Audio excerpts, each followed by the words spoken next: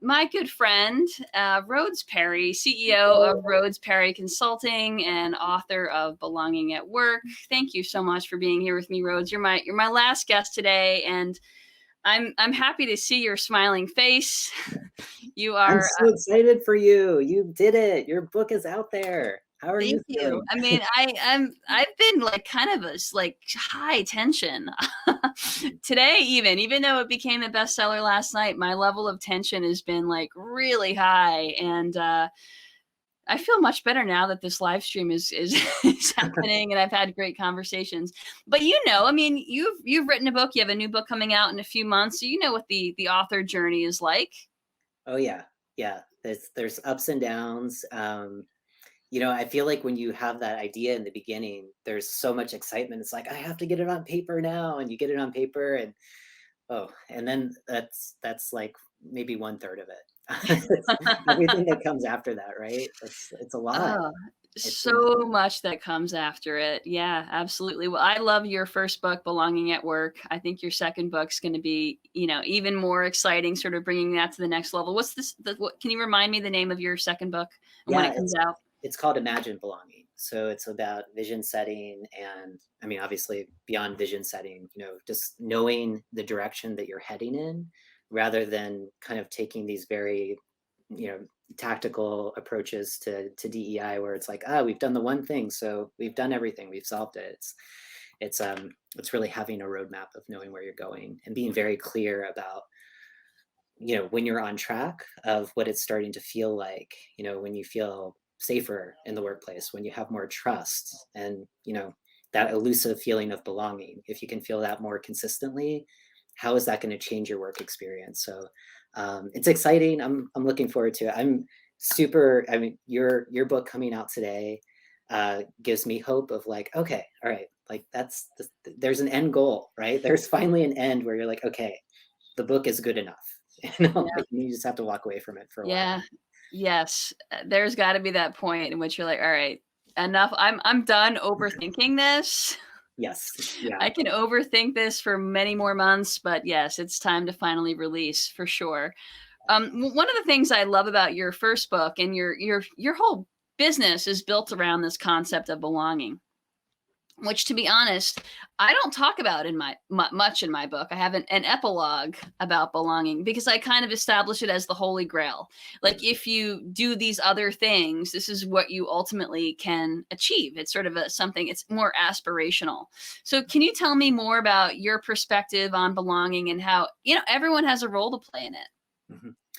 Yeah, yeah. I mean, I think it's one of those things that we all can connect to in a way that, I mean, we all can connect to diversity, equity, and inclusion, right? It's the Mhm. human experience, and yet sometimes I find in my own work using those words, um, especially around equity, right? Like thinking about Mhm. systems and making changes in massive systems feels both abstract and overwhelming, right? When you think about an individual person and the role that they can play in advancing that work. And I think even though belonging is this holy grail that may feel really, um, I don't know, elusive for some folks, it's what we ought to work towards because we know when we feel it and we know when we feel excluded, right? Like almost immediately, and it changes from situation to situation. Um, and I feel like adding words to talking about that component of showing up in the workplace can help people have more ahas of how to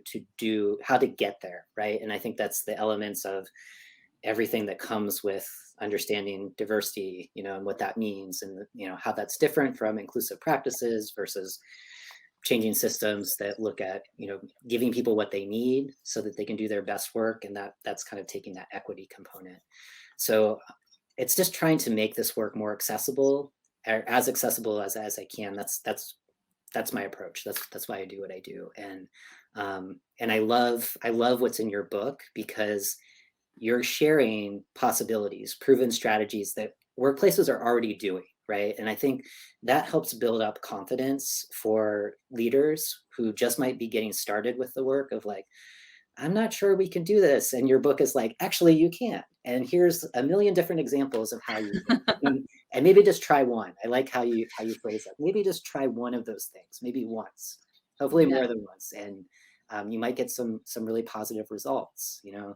Um, but those results, it's they're not quick wins. It's there is something about um, making a long-term commitment, and that's kind of Dory Clark has a book that came out today Yes. called The Long Game, which is about that. It's about Mhm. sometimes you have to do the hard work first to get the rewards that you know aren't going to be instant, and yet like think about the benefits that come with that, and also recognize the costs if you don't. And from what I got to read in the advanced copy of your book, you lay that out really well.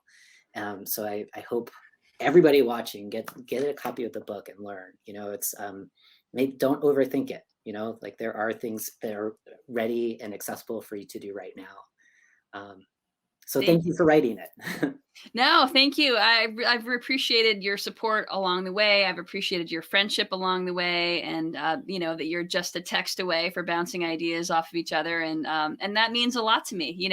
As an entrepreneur, it can be a lonely experience, and it's awesome to have someone like you, who's part of my community, who's part of my network, that we can share these wins together, we can share struggles together, and I've always valued your friendship for that, and lots of other reasons. One thing that I think is really cool about your business is that you've built a business around creating a community. Like, you have a membership program that's focused on community and sharing, because it can be lonely work, even for those DEI practitioners within an organization who might not have a lot of support within their team, or there might be competing priorities, and they might not have as many people who are as fired up about this stuff as they are. And Right. you've created a community and educational content for these folks, so they feel like, all right, we're in it together, and that's unique, and I love that you've done that. Yeah, thank you.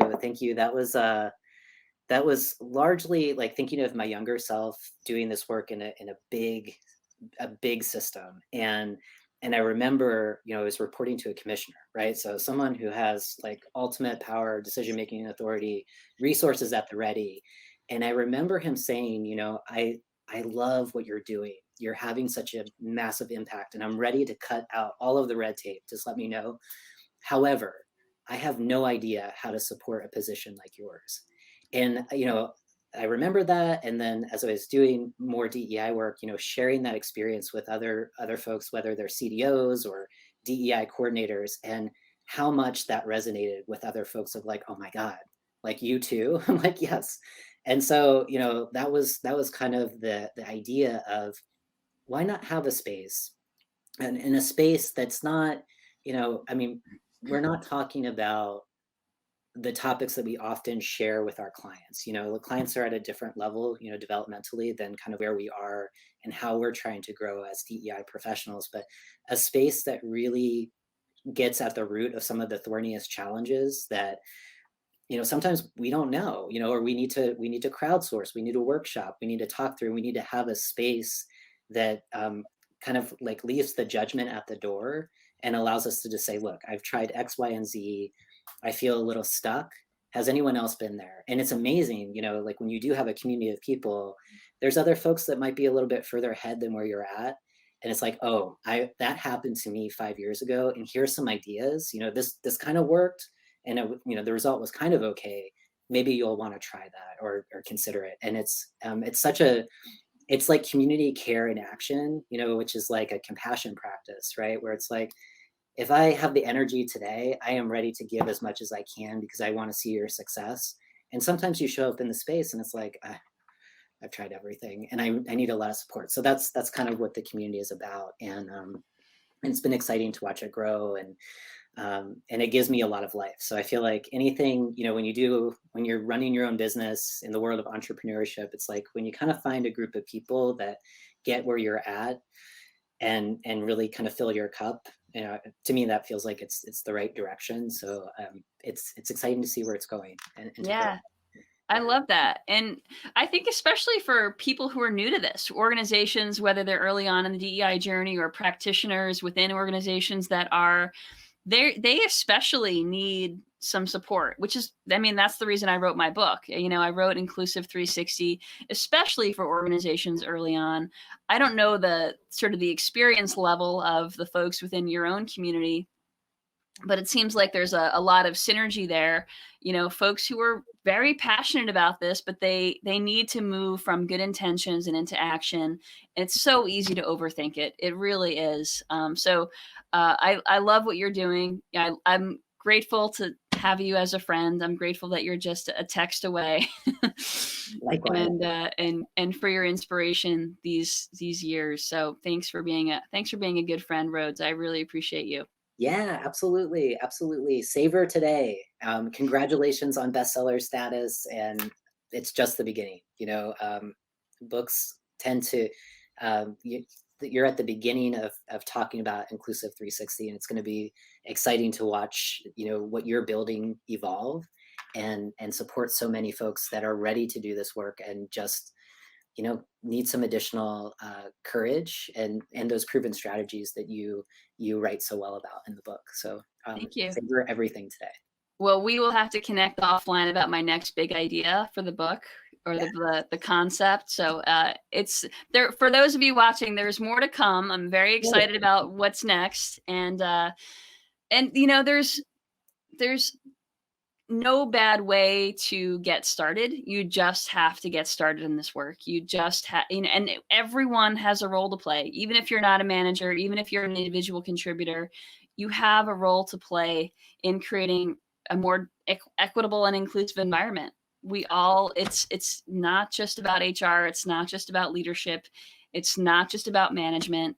We all have a role to play. So if you haven't already done so, please go to inclusive360book.com. Rhodes, I'm going to let you go. I'm going to get on my soapbox for All another right. little bit and wrap Thank up. But you. thank you so much for being here, Rhodes. All right.